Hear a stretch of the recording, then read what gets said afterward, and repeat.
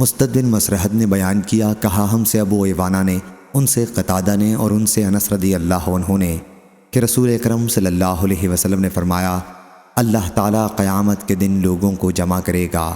اس وقت لوگ کہیں گے کہ اگر ہم اپنے رب کے حضور میں کسی کی شفاعت لے جائیں تو نفع بخش ثابت ہو سکتی ہے، ممکن ہے ہم اپنی اس حالت سے نجات پا جائیں۔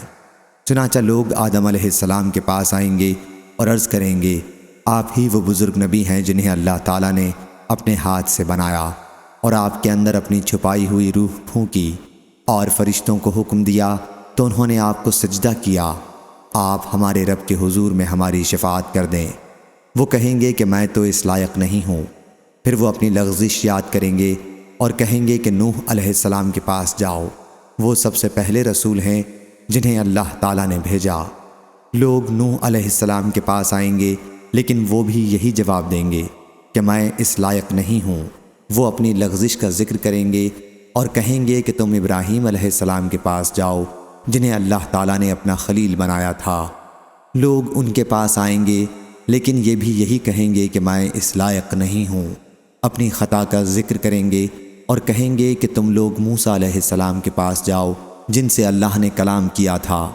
لوگ موسیٰ علیہ السلام کے پاس جائیں گے لیکن وہ بھی یہی جواب دیں گے کہ میں اس لائق نہیں ہوں۔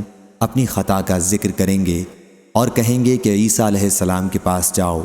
لوگ عیسیٰ علیہ السلام کے پاس جائیں گے لیکن یہ بھی یہی کہیں گے کہ میں اس لائق نہیں ہوں۔ محمد صلی اللہ علیہ وسلم کے پاس جاؤ کیونکہ ان کے تمام اگلے پچھلے گناہ معاف کر دیے گئے ہیں۔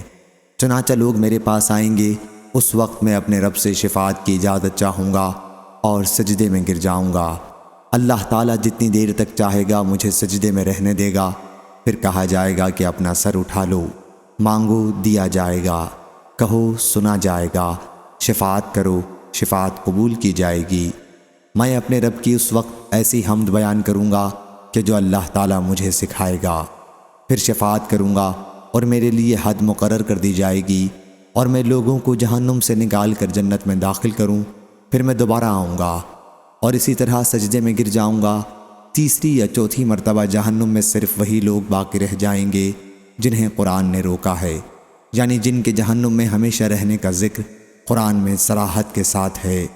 قتادہ رحمہ اللہ اس موقع پر کہا کرتے، اس سے وہ لوگ مراد ہیں جن پر جہنم میں ہمیشہ رہنا واجب ہو گیا ہے۔ صحیح بخاری حدیث نمبر 6565۔